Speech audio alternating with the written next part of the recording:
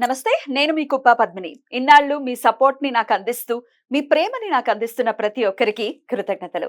ఇప్పుడు చూడబోతున్న ఈ వీడియో కూడా ఖచ్చితంగా మీకు ఉపయోగపడుతుంది. లైక్, షేర్ అండ్ సబ్స్క్రైబ్ చేసి మీ ఇష్టాన్ని, అలాగే మీ సపోర్ట్‌ని నాకందించండి. అలాగే ఈ వీడియో పట్ల మీ అభిప్రాయాన్ని కామెంట్ సెక్షన్‌లో కామెంట్ చేసి నాకు తెలియజేయండి. నమస్తే. నమస్తే. Welcome to our channel. నేను పద్మిని. ప్రస్తుతం మనతో పాటు వేదిక్ ఆస్ట్రాలజర్ అవినాష్ దాస్ ఉన్నారు. మాట్లాడదాం. అవినాష్ గారు నమస్తే అండి. నమస్తే అండి. శ్రీ ఆంజనేయం ప్రసన్నాంజనేయం. అవినాష్ గారు, రకరకాల ఆలయాలకు వెళ్ళటం అనేది సర్వసాధారణమే. వెళ్తూనే ఉంటాం ఆలయాలకి. ఇక పుణ్యక్షేత్రాలు పని గట్టుకుని మరి ఖచ్చితంగా వెళ్ళాలి. అక్కడికి వెళ్తే మన ఆరా అనేది ఖచ్చితంగా క్లెన్స్ అవ్వటం అవ్వచ్చు. కొత్త శక్తిని పుంజుకోవటం అవ్వచ్చు. అక్కడ ఎంతో ఎంతో మంది పుణ్యాత్ములు నడయాడినటువంటి ప్రదేశాలు మాత్రమే పుణ్యక్షేత్రాలుగా విరాజిల్లుతాయి. అందులో ఎటువంటి సందేహం లేదు. సో, ఆ ప్రాంతం కూడా పుణ్యం చేసుకొని ఉండాలి. అందుకే అది పుణ్యక్షేత్రంగా మారుతుంది. సో, మీరు ఒక మంచి ఆస్ట్రాలజర్ కాబట్టి, సో, ఆస్ట్రాలజీకి కూడా ఏదైనా లింక్ అయ్యి ఉంటుందా ఇది అనేది ఒకసారి తెలుసుకోవాలనుకుంటున్నాను అవినాష్ గారు. ఇది అస్సలు ఆస్ట్రాలజీకి ఏమీ లింక్ లేదండి. అదేమిటి? మామూలు అంటే గురువు గ్రహం యొక్క అనుగ్రహం పొందుతాం గదా! ఆలయాలకు వెళ్తే. ఆ! మరి? అది ఇంటర్నల్‌గా. హ్మ్. ఇది ప్రతి మనిషికి అర్థమయ్యేలాగా మీరు చెప్పింది కరెక్టే 100% నేను కాదనట్లేదు. హ్మ్. నేను చెప్తుందేంటంటే జనరల్‌గా బేసిక్‌గా చెప్తున్నా. హ్మ్. మీరు చెప్పింది ఏ ఆలయం అన్నా గురుగ్రహం హ్మ్. అనుగ్రహం ఉంటదక్కడ. హ్మ్. ఖచ్చితంగా. ఖచ్చితంగా ఉంటది. హ్మ్. 100% అనుగ్రహం అంటేనే హ్మ్. గురుగ్రహం. అవును. కానీ అసలు ఆలయాలు, పుణ్యక్షేత్రాలు, పీఠాధిపతులు, మహారాజ్, బాబా హ్మ్. అసలేంటి చూద్దాం. ఆలయాలు మన ఇంటి దగ్గర రామాలయం, లేకపోతే ఏదైనా శివాలయం. శివాలయం ఏదోకటి. హ్మ్. ఏదోటి ఉంటది. అవి జనరల్‌గా బేసిక్‌గా ఏంటంటే, అక్కడ పాజిటివ్ ఎనర్జీ ఉంటది. నా దగ్గర ఇవాళ ఇప్పుడు నా శక్తి 10లో 4 లేకపోతే 5 ఉంది అనుకుందాం. 5 యూనిట్స్. హ్మ్. ఆ 5 అనే నంబరు హ్మ్. యాక్టివేషన్‌లో ఉండాలి. హ్మ్. పవర్‌లో ఉండాలి. పని చేయాలి కదా! అలా పడిపోకూడదు. కాబట్టి ఎప్పటికప్పుడు నేను ఆలయానికి అనేది వెళ్తాను. రామాలయం, శివాలయం ఎళ్తాను. అమ్మవారి గుడి. సో, నా ఎనర్జీ 5 ఉంది. టెంపుల్‌కెళ్తున్నాను 5 మెయింటైన్ అవుతుంది. సింపుల్‌గా చెప్పాలంటే 5 యూనిట్స్ ఎనర్జీ. దాన్ని మెయింటైన్ చేస్తున్నా. అది పడిపోదు, అది పెరగదు. సో, ఆ 5కి కూడా రకరకాల ఎనర్జీ ఒక అష్టలక్ష్మి ఆలయం ఎళ్ళాను. అదొక రకంగా నా 5 యాక్టివేట్ చేస్తుంది.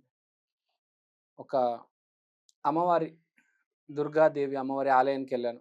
అదొక రకంగా నా పవర్ యాక్టివేట్ చేస్తుంది. రామాలయంకెళ్ళాను.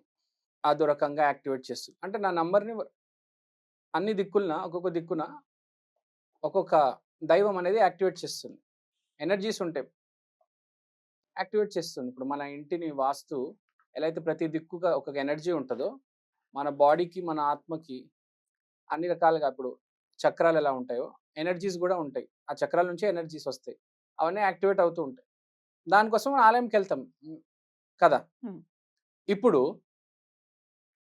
పుణ్యక్షేత్రం అంటే ఏంటంటే, అది పుణ్యంతో కట్టి కూడున్నది.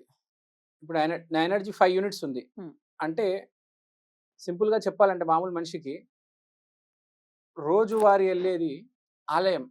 పెద్ద కష్టమొచ్చింది. లేదంటే ఒక మంచి పని చేయబోతున్నాను. ఇప్పుడు నేను చూసాను కొంతమంది హీరో ప్రొడ్యూసర్‌లు సినిమా స్టార్ట్ అయ్యే ముందు ఒకసారి తిరుపతికెళ్తారు. సినిమా అయిన తర్వాత ఒకసారి తిరుపతికెళ్తారు.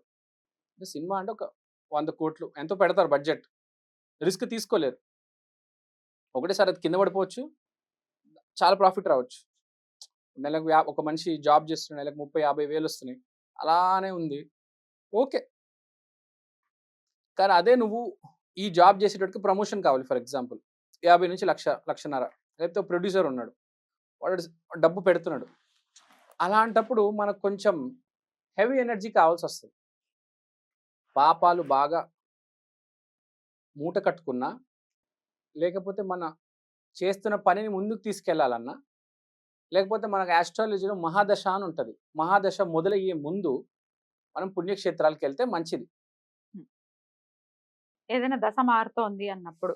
దశ మారుతుంది అన్నప్పుడు పుణ్యక్షేత్రాలకు వెళ్ళాలి. ఉమ్. ఫర్ ఎగ్జాంపుల్ ఇప్పుడు అరుణాచలం ఉంది, తిరుపతి ఉంది. తిరుపతిలో మెట్లెక్కి పైకి వెళ్తారు. డైరెక్ట్ వెళ్ళిపోవచ్చు, మీరు బస్సులో వెళ్ళిపోవచ్చు, కారులో వెళ్ళిపోవచ్చు, లేదంటే మెట్ల మీద నడుచుకుంటూ వెళ్ళొచ్చు, లేకపోతే కొంతమంది మోకాల మీద కూడా మెట్లు ఎక్కుతారు.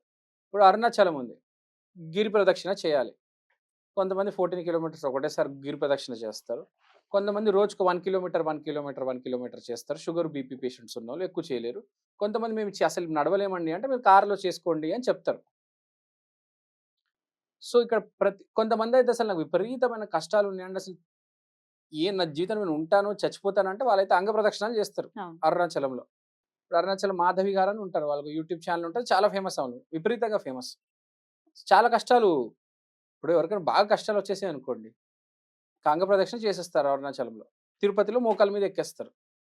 ఇప్పుడు రీసెంట్గా మనం చూసాము, శ్రీదేవి వాళ్ళ కూతురు ఉంది, మోకాల మీద మెట్లెక్కింది మొత్తం. ఆ పరిస్థితి బాగుంది, కానీ ఎందుకు చేస్తుంది ఆమె? ఆమె సినిమాలు హిట్ అవ్వాలి, ఆమె రావాలి అని. మొత్తం 7 కొండలు ఎక్కిందా? మెట్లన్నీ మొత్తం. ఎందుకు? ఆమె సినిమాలు బాగా, ఇప్పుడు ఎన్టీఆర్తో సినిమా చేస్తుంది ఆ అమ్మాయి, కెరియర్ ముందుకు తీసుకెళ్లాలని. ఆమె అంతా బాగుంది, కానీ కెరియర్ ముందుకు తీసుకెళ్లాలని. సో ఇది ఒక సువర్ణ అవకాశం అనుకోవచ్చు మనం, ఒక పుణ్యక్షేత్రంకి వెళ్ళడం అనేది.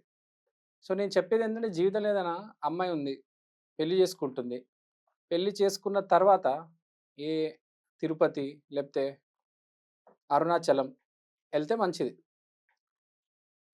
సో జీవితంలో మనిషికి ఏముంటాయండి?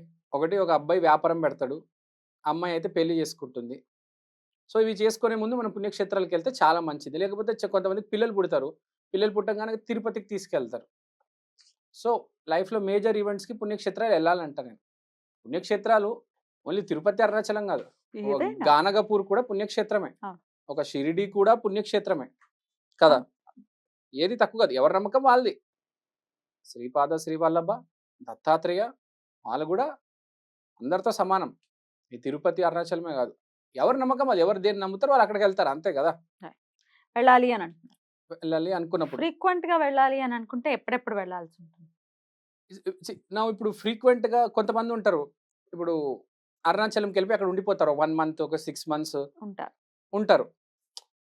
సో నేను అది వేరు, వాళ్ళు ఇంకా పాపాలు కర్మలు కొన్ని తొలగించుకోవడానికి, లేకపోతే ఉన్న కర్మని కొంచెం బెటర్ ఇంకా ముందుకెళ్ళాను. కొంతమంది ఉంటారు ఇరుక్కుంటారు లైఫ్లో, సిచ్యువేషన్ ఇరుక్కుపోతారు, ముందుకెళ్ళదు, బండి వెనక్కి వెళ్ళదు. అలాంటి వాళ్ళు అరుణాచలం తిరుపతికి వెళ్ళిపోయి ఉండిపోతారు, కొండ కింద ఉండిపోతారు, లేకపోతే అరుణాచలం అక్కడే ఉండిపోతారు. ఏ రమణాశ్రమం అని, శివసారం అని ఉంటుంది, అక్కడ ఉండిపోతారు. ఆ. వాళ్ళకి తెలుసు నేను ఇది ఇరుక్కున్నాను, దీంట్లో నుంచి బయటికి నన్ను ఎవ్వరు లాగలేకపోతున్నారు, నన్ను దేవుడు బయటకు తీసుకొస్తారు. కొంతమంది ఉంటారు చాలా సీరియస్గా ఇరుక్కుంటారు. అసలు మనం అసలు బావి నూతి తెలుసు కదా, ముందు బావి వెనకాల అది గొయ్యి, గొయ్యి, ముందు నుయ్యి వెనక గొయ్యి. అది. సో ఈ రకంగా ఇరుక్కుంటారు కొంతమంది, జరుగుతాయి లైఫ్ లో. అప్పుడు ఏం చేస్తారంటే, ఇంకా పర్లేదు మన జీవితం ఆగిపోయినా పర్లేదు, ఒక 3 నెలలు 6 నెలలు పోయినా మనం అక్కడ ఉండి రావాలి. అక్కడికి వెళ్ళి రిటర్న్ వస్తారు, బయటపడతారు, లైఫ్ చేంజ్ అనేది. ఆ ప్రాబ్లం నుంచి బయటపడతారు, లైఫ్ చేంజ్ అవుతుంది. భిక్షాటన కూడా చేస్తుంటారు కొంతమంది తమిళనాడులో మరి విపత్కరమైన పరిస్థితుల నుంచి బయటపడ్డానికి పడతారు. ఇప్పుడు గ్రహాలు అనేది మీ కర్మ పట్టుకొని వస్తారు ఈ భూమి మీద, మిమ్మల్ని మీ కర్మలతో తీసుకొస్తారు. కానీ దైవిక శక్తి ఆ గ్రహాలని కూడా, గ్రహాల్లో ఉన్న మీ కర్మల్ని కూడా మార్పు చేయగలదు కదా. మిమ్మల్ని కష్టం నుంచి అయితే బయటపడుతుందండి, అదైతే నేను గ్యారంటీ ఇవ్వగలుగుతా. మీ 100 రూపాయలు 1,00,000 రూపాయలు అవుతాయో తెలియదు, కానీ జీరోకి రోడ్డు మీదకి మాత్రం వచ్చారు మీరు. కష్టం నుంచి బయటపడి అలా సస్టైన్ చేస్తుంది మిమ్మల్ని. ఎందుకంటే భూమి మీద ఫ్రాంక్గా చెప్పాలంటే, కష్టపడి పనిచేస్తున్న వాళ్ళు 1% మాత్రమే, 99% దేవుడి దయ మీద బతుకుతున్న వాళ్ళు ఉంటారు. ఫ్రాంక్గా చెప్పాలంటే ఎవరికి ఏం రాదు, నిజంగా అది. సో మేజర్ 99% అంటే ఇంచుమించు అందరూ. సో ఖచ్చితంగా పుణ్యక్షేత్ర దర్శనం అనేది చేయాలి. ఇంకోటి, వ్యాపారాలు పెట్టేస్తారు, కొందరు నడిస్తే కొందరు నడవవు, ఏందో అర్థం కాదు. విపరీతంగా కష్టపడతాడు అతను, పొద్దున్న నుంచి సాయంత్రం దాకా, అర్ధరాత్రి వరకు 2 గంటల వరకు కష్టపడతారు, అసలు నడవదు. కొంతమంది అసలు ఏమనుకోరు, పెడతారు, విపరీతంగా వచ్చేస్తారు. అది చూస్తూ ఉంటాం మనం. ఇక్కడ కష్టం కన్నా అదృష్టం మేజర్ రోల్ ప్లే చేస్తుంది. అదృష్టం అనేది ఫస్ట్ అర్థం అవ్వాలి. నీకు అదృష్టం ఎక్కడి నుంచి వస్తుంది? అదృష్టం అర్థం అవ్వాలంటే ముందు కష్టం పోవాలి. హ్మ్. కష్టం పోతే నార్మల్ స్థితి. నార్మల్ స్థితి నుంచి తర్వాత అదృష్టానికి వెళ్తాం. దానికి బెస్ట్ మార్గం ఏందంటే పుణ్యక్షేత్రంలోనే ఉండండి. విజిట్ చేసిరండి. రైట్ అండి. చాలా చక్కగా వివరించారు Avinash garu. Is there anything else? Yeah! Hmm. So whatever I want to say ఇంకా చెప్దామంటే, ఇంకా మనము తీసుకుంటే పుణ్యక్షేత్రాలు, ఆలయాలు కాకుండా పీఠాధిపతులు అంటారు. ఇప్పుడు ఈషా ఫౌండేషన్, సద్గురు ఆశ్రమం అది కూడా చాలా, చాలా మంచిది. అక్కడికి కూడా వెళ్ళి రావాలి. లింగ భైరవి అమ్మవారు ఉంటారు. ఎక్కువ ఇండియాలో అయితే ఇప్పుడు పీఠాధిపతి అనుకుంటే అతిపెద్ద పీఠాధిపతి సద్గురునే. హ్మ్.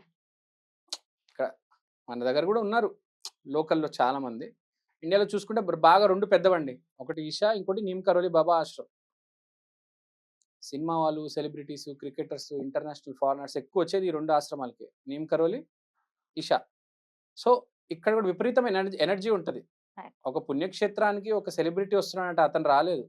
అక్కడున్న దైవం అతన్ని పిలిచింది, తీసుకొచ్చింది. అంటే ఆ పుణ్యక్షేత్రానికి ఎంతో పవర్ ఉంది కాబట్టి, తిరుపతికి ఎంతో పవర్ ఉంది కాబట్టి అమితాబ్ బచ్చన్‌ని తీసుకొచ్చారు. అంబానీని తీసుకొచ్చింది. అంత పవర్ ఎవరినైనా తీసుకురాగలడు ఎవరైనా వెంకటేశ్వర తీసుకురాగలరు. స్వామి తలుచుకుంటే. రైట్. అంటే ఆ పుణ్యక్షేత్రంలో అంత పవర్ ఉంది అని పవర్ చెప్తున్నా. ఉంది. ప్రతి పుణ్యక్షేత్రంలో అంత పవర్ ఉండదు. హ్మ్. శక్తి అనేది కొన్ని చోట్లే ఉంటది. బాబా ఆశ్రమ్ అది. రైట్. థాంక్ యూ అండి. నమస్తే.